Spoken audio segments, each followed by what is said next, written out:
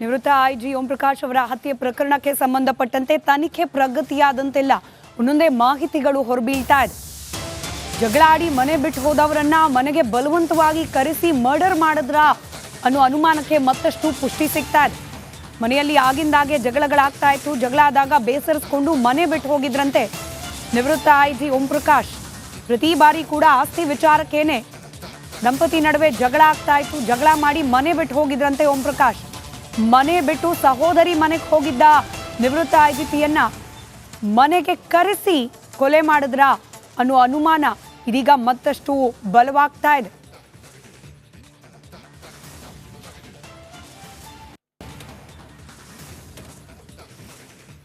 ಉತ್ತರ ಕನ್ನಡದ ಜೊಯ್ಡಾದಲ್ಲಿರುವ ಆಸ್ತಿಯೊಂದನ್ನ ತಂಗಿಗೆ ಕೊಡಬೇಕು ಅನ್ನೋ ವಿಚಾರವನ್ನ ಓಂ ಪ್ರಕಾಶ್ ಅವರು ಪ್ರಸ್ತಾಪ ಮಾಡಿರ್ತಾರೆ. ಇದೇ ವಿಚಾರಕ್ಕೆ ಸಂಬಂಧಪಟ್ಟಂತೆ ಮನೆಯಲ್ಲಿ ಜಗಳ ಆಗಿದೆಯಂತೆ. ಜಗಳ ಆದ ಸಂದರ್ಭದಲ್ಲಿ ತಂಗಿ ಮನೆಗೆ ಹೋಗಿದ್ದಾರೆ ಓಂ ಪ್ರಕಾಶ್ ಅವರು.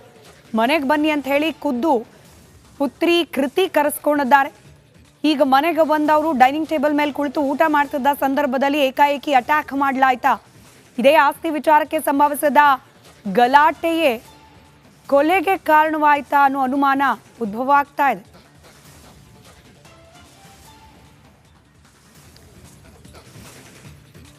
ಓಂ ಪ್ರಕಾಶ್ ಅವರ ಮೃತದೇಹ ಸಿಕ್ಕ ಸ್ಥಿತಿ ನೋಡಿದ್ರೆ ಬಹಳ ಬ್ರೂಟಲ್ ಮರ್ಡರ್ ಇದಾಗಿರಬಹುದು ಅನ್ನೋ ಅನುಮಾನ ಇದೆ. ಹಾಗೆ ಅನೇಕ ಬಾರಿ ಮಲ್ಟಿಪಲ್ ಸ್ಟ್ಯಾಬ್, ಆ ಗಾಯಗಳು ದೇಹದ ಮೇಲಿರೋದು, ಕೊಲೆ ಯಾವ ರೀತಿ ನಡೆದಿರಬಹುದು, ಯಾವ ರೀತಿಯಾದ ಹಿಂಸೆಯನ್ನ ಅನುಭವಿಸಿರ್ಬೋದು ಓಂ ಪ್ರಕಾಶ್ ಅನ್ನೋದ್ರ ಬಗ್ಗೆ ಒಂದಷ್ಟು ಮಾಹಿತಿಗಳು ಈಗ ಆಲ್ರೆಡಿ ಹೊರಬಿದ್ದಿದೆ. ಇದ್ರ ಬಗ್ಗೆ ಮತ್ತಷ್ಟು ಮಾಹಿತಿಯನ್ನ ಹಂಚಿಕೊಳ್ಳಿಕ್ಕೆ ವಿಧಿವಿಜ್ಞಾನ ತಜ್ಞರಾದ ದಿನೇಶ್ ರಾವ್ ಅವರು ನಮ್ಮ ಜೊತೆ ನೇರ ಸಂಪರ್ಕದಲ್ಲಿದ್ದಾರೆ. ಸರ್ ನಮಸ್ಕಾರ. ನಮಸ್ಕಾರ. ಓಂ ಪ್ರಕಾಶ್ ಅವರ ಮೃತದೇಹ ಸಿಕ್ಕ ಸ್ಥಿತಿಯನ್ನ ತಾವು ಕೂಡ ಗಮನಿಸಿದ್ರಿ. ಒಂದಷ್ಟು ಫೋಟೋಗಳು ಕೂಡ ಬಿಡುಗಡೆಯಾಗಿದೆ. ಈ ಮರ್ಡರ್ ಅನ್ನೋದು ಬಹಳ ಭೀಕರವಾಗಿ ಆಗಿದೆ ಅನ್ನೋದಕ್ಕೆ ಸಾಕ್ಷ್ಯ ಅಂತೂ ಈ ಫೋಟೋಗಳನ್ನು ಗಮನಿಸಿದಾಗ ಸಿಗ್ತಾ ಇದೆ. ಸರ್, ಏನ್ ಹೇಳ್ತೀರಿ? ಡೆಫಿನೆಟ್ಲಿ ನೋಡಿ, ಈ ಗಾಯಗಳೇನಿದೆ, ಎಸ್ಪೆಷಲಿ ಮುಖದ ಭಾಗದಲ್ಲಿ ಮೂಗತ್ರ ಒಂದು 2-3 ಗಾಯ ಆಗಿದೆ. ಸೊ ಈ ಗಾಯಗಳು though it is not very grievous in nature, ಅಂದ್ರೆ ತುಂಬಾ ನಾಟ್ ಇಮಿನೆಂಟ್ ಡೇಂಜರ್ ಅಂತೀವಿ. ಡೇಂಜರಸ್ ವೂಂಡ್ ತರ ಅಷ್ಟು ಕಾಣಿಸ್ತಾ ಇಲ್ಲ. ಬಟ್ ಏನಂದ್ರೆ ಇಟ್ ಪ್ರೊಫ್ಯೂಸ್ಲಿ ಬ್ಲಡ್, ಅಂದ್ರೆ ಇವರು ರಕ್ತಸ್ರಾವದಿಂದ ಮೃತಪಟ್ಟಿರೋದು. ಅಂದ್ರೆ ತುಂಬಾ ಹೊತ್ತು 2-3 ಗಂಟೆ ಟೈಮ್ ಅಟ್ಲೀಸ್ಟ್ ಇವರು ರಕ್ತಸ್ರಾವ ಆಗಿದೆ. ಸೊ ಆ ರಕ್ತಸ್ರಾವನ ಯಾರಾದ್ರೂ ಇವ್ರನ್ನ ಹಾಸ್ಪಿಟಲ್ ಕರ್ಕೊಂಡು ಹೋಗಿ ಇದ್ ಮಾಡಿದ್ರೆ ಅವರು ಡೆಫಿನೆಟ್ಲಿ ಬದುಕುಳಿತಿದ್ರು. ಬಟ್ ಏನಂದ್ರೆ ಇವರು ರಕ್ತಸ್ರಾವ ಆಗ್ಲಿ ಅಂತಾನೆ ಬಿಟ್ಟಿದ್ದಾರೆ. ನಿವೃತ್ತ ಐಜಿ ಓಂ ಪ್ರಕಾಶ್ ಅವರ ಹತ್ಯೆ ಪ್ರಕರಣಕ್ಕೆ ಸಂಬಂಧಪಟ್ಟಂತೆ ತನಿಖೆ ಪ್ರಗತಿಯಾದಂತೆಲ್ಲ ಒಂದೊಂದೇ ಮಾಹಿತಿಗಳು ಹೊರಬೀಳ್ತಾ ಇದೆ. ಜಗಳಾಡಿ ಮನೆ ಬಿಟ್ಟು ಹೋದವರನ್ನ ಮನೆಗೆ ಬಲವಂತವಾಗಿ ಕರೆಸಿ ಮರ್ಡರ್ ಮಾಡಿದ್ರ ಅನ್ನೋ ಅನುಮಾನಕ್ಕೆ ಮತ್ತಷ್ಟು ಪುಷ್ಟಿ ಸಿಗ್ತಾ ಇದೆ. ಮನೆಯಲ್ಲಿ ಆಗಿಂದಾಗೆ ಜಗಳಗಳಾಗ್ತಾ ಇತ್ತು. ಜಗಳ ಆದಾಗ ಬೇಸರಿಸಿಕೊಂಡು ಮನೆ ಬಿಟ್ಟು ಹೋಗಿದ್ರಂತೆ ನಿವೃತ್ತ ಐಜಿ ಓಂ ಪ್ರಕಾಶ್. ಪ್ರತಿ ಬಾರಿ ಕೂಡ ಆಸ್ತಿ ವಿಚಾರಕ್ಕೇನೆ ದಂಪತಿ ನಡುವೆ ಜಗಳ ಆಗ್ತಾ ಇತ್ತು. ಜಗಳ ಮಾಡಿ ಮನೆ ಬಿಟ್ಟು ಹೋಗಿದ್ರಂತೆ ಓಂ ಪ್ರಕಾಶ್.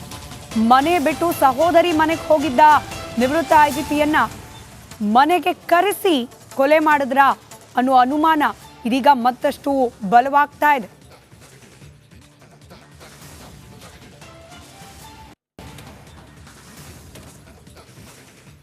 ಉತ್ತರ ಕನ್ನಡದ ಜೊಯ್ಡಾದಲ್ಲಿರುವ ಆಸ್ತಿಯೊಂದನ್ನ ತಂಗಿಗೆ ಕೊಡಬೇಕು ಅನ್ನೋ ವಿಚಾರವನ್ನ ಓಂ ಪ್ರಕಾಶ್ ಅವರು ಪ್ರಸ್ತಾಪ ಮಾಡಿರ್ತಾರೆ. ಇದೇ ವಿಚಾರಕ್ಕೆ ಸಂಬಂಧಪಟ್ಟಂತೆ ಮನೆಯಲ್ಲಿ ಜಗಳ ಆಗಿದೆಯಂತೆ. ಜಗಳ ಆದ ಸಂದರ್ಭದಲ್ಲಿ ತಂಗಿ ಮನೆಗೆ ಹೋಗಿದ್ದಾರೆ ಓಂ ಪ್ರಕಾಶ್ ಅವರು. ಮನೆಗೆ ಬನ್ನಿ ಅಂತ ಹೇಳಿ ಖುದ್ದು ಪುತ್ರಿ ಕೃತಿ ಕರೆಸ್ಕೊಂಡಿದ್ದಾರೆ. ಈಗ ಮನೆಗೆ ಬಂದವರು ಡೈನಿಂಗ್ ಟೇಬಲ್ ಮೇಲೆ ಕುಳಿತು ಊಟ ಮಾಡ್ತಿದ್ದ ಸಂದರ್ಭದಲ್ಲಿ ಏಕಾಏಕಿ ಅಟ್ಯಾಕ್ ಮಾಡಲಾಯ್ತಾ. ಇದೇ ಆಸ್ತಿ ವಿಚಾರಕ್ಕೆ ಸಂಭವಿಸಿದ ಗಲಾಟೆಯೇ ಕೊಲೆಗೆ ಕಾರಣವಾಯ್ತಾ ಅನ್ನೋ ಅನುಮಾನ ಉದ್ಭವ ಆಗ್ತಾ ಇದೆ.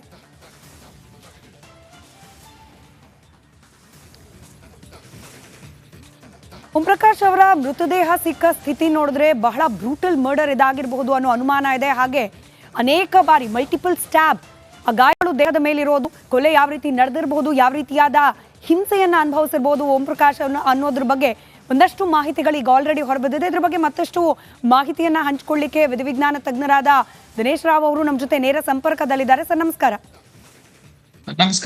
ನಮಸ್ಕಾರ. ಓಂ ಪ್ರಕಾಶ್ ಅವರ ಮೃತದೇಹ ಸಿಕ್ಕ ಸ್ಥಿತಿಯನ್ನ ತಾವು ಕೂಡ ಗಮನಿಸಿದ್ರಿ. ಒಂದಷ್ಟು ಫೋಟೋಗಳು ಕೂಡ ಬಿಡುಗಡೆಯಾಗಿದೆ. ಈ ಮರ್ಡರ್ ಅನ್ನೋದು ಬಹಳ ಭೀಕರವಾಗಿ ಆಗಿದೆ ಅನ್ನೋದಕ್ಕೆ ಸಾಕ್ಷ್ಯ ಅಂತೂ ಈ ಫೋಟೋಗಳನ್ನು ಗಮನಿಸಿದಾಗ ಸಿಗ್ತಾ ಇದೆ. ಸರ್, ಏನ್ ಹೇಳ್ತೀರಿ? ಡೆಫಿನೆಟ್ಲಿ ನೋಡಿ ಈ ಗಾಯಗಳೇನಿದೆ, ಎಸ್ಪೆಷಲಿ ಮೊಕದ ಭಾಗದಲ್ಲಿ ಮೂಗತ್ರ ಒಂದು ಎರಡು ಮೂರು ಗಾಯ ಆಗಿದೆ. ಸೊ ಈ ಗಾಯಗಳು it is not very grievous in nature, ಅಂದ್ರೆ ತುಂಬಾ ನಾಟ್ ಇಮಿನೆಂಟ್ ಡೇಂಜರ್ ಅಂತೀವಿ.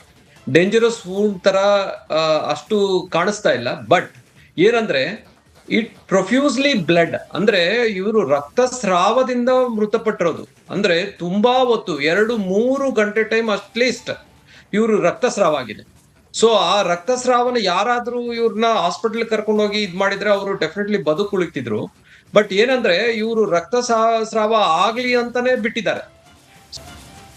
ನಿವೃತ್ತ ಐಜಿ ಓಂ ಪ್ರಕಾಶ್ ಅವರ ಹತ್ಯೆ ಪ್ರಕರಣಕ್ಕೆ ಸಂಬಂಧಪಟ್ಟಂತೆ ತನಿಖೆ ಪ್ರಗತಿಯಾದಂತೆಲ್ಲ ಒಂದೊಂದೇ ಮಾಹಿತಿಗಳು ಹೊರಬೀಳ್ತಾ ಇದೆ. ಜಗಳ ಆಡಿ ಮನೆ ಬಿಟ್ಟು ಹೋದವರನ್ನ ಮನೆಗೆ ಬಲವಂತವಾಗಿ ಕರೆಸಿ ಮರ್ಡರ್ ಮಾಡಿದ್ರ ಅನ್ನೋ ಅನುಮಾನಕ್ಕೆ ಮತ್ತಷ್ಟು ಪುಷ್ಟಿ ಸಿಗ್ತಾ ಇದೆ. ಮನೆಯಲ್ಲಿ ಆಗಿಂದಾಗೆ ಜಗಳಗಳಾಗ್ತಾ ಇತ್ತು. ಜಗಳ ಆದಾಗ ಬೇಸರಿಸಿಕೊಂಡು ಮನೆ ಬಿಟ್ಟು ಹೋಗಿದ್ರಂತೆ ನಿವೃತ್ತ ಐಜಿ ಓಂ ಪ್ರಕಾಶ್. ಪ್ರತಿ ಬಾರಿ ಕೂಡ ಆಸ್ತಿ ವಿಚಾರಕ್ಕೇನೆ ದಂಪತಿ ನಡುವೆ ಜಗಳ ಆಗ್ತಾ ಇತ್ತು. ಜಗಳ ಮಾಡಿ ಮನೆ ಬಿಟ್ಟು ಹೋಗಿದ್ರಂತೆ ಓಂ ಪ್ರಕಾಶ್. ಮನೆ ಬಿಟ್ಟು ಸಹೋದರಿ ಮನೆಗೆ ಹೋಗಿದ್ದ ನಿವೃತ್ತ ಐಜಿಪಿಯನ್ನ ಮನೆಗೆ ಕರೆಸಿ ಕೊಲೆ ಮಾಡಿದ್ರ ಅನ್ನೋ ಅನುಮಾನ ಇದೀಗ ಮತ್ತಷ್ಟು ಬಲವಾಗ್ತಾ ಇದೆ.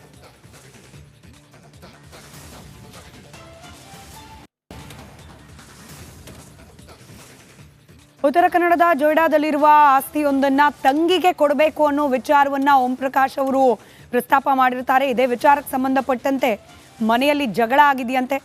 ಜಗಳ ಆದ ಸಂದರ್ಭದಲ್ಲಿ ತಂಗಿ ಮನೆಗೆ ಹೋಗಿದ್ದಾರೆ ಓಂ ಪ್ರಕಾಶ್ ಅವರು. ಮನೆಗೆ ಬನ್ನಿ ಅಂತ ಹೇಳಿ ಖುದ್ದು ಪುತ್ರಿ ಕೃತಿ ಕರೆಸ್ಕೊಂಡಿದ್ದಾರೆ. ಈಗ ಮನೆಗೆ ಬಂದವರು ಡೈನಿಂಗ್ ಟೇಬಲ್ ಮೇಲೆ ಕುಳಿತು ಊಟ ಮಾಡ್ತಿದ್ದ ಸಂದರ್ಭದಲ್ಲಿ ಏಕಾಏಕಿ ಅಟ್ಯಾಕ್ ಮಾಡಲಾಯ್ತಾ. ಇದೇ ಆಸ್ತಿ ವಿಚಾರಕ್ಕೆ ಸಂಭವಿಸಿದ ಗಲಾಟೆಯೇ ಕೊಲೆಗೆ ಕಾರಣವಾಯ್ತಾ ಅನ್ನೋ ಅನುಮಾನ ಉದ್ಭವ ಆಗ್ತಾ ಇದೆ.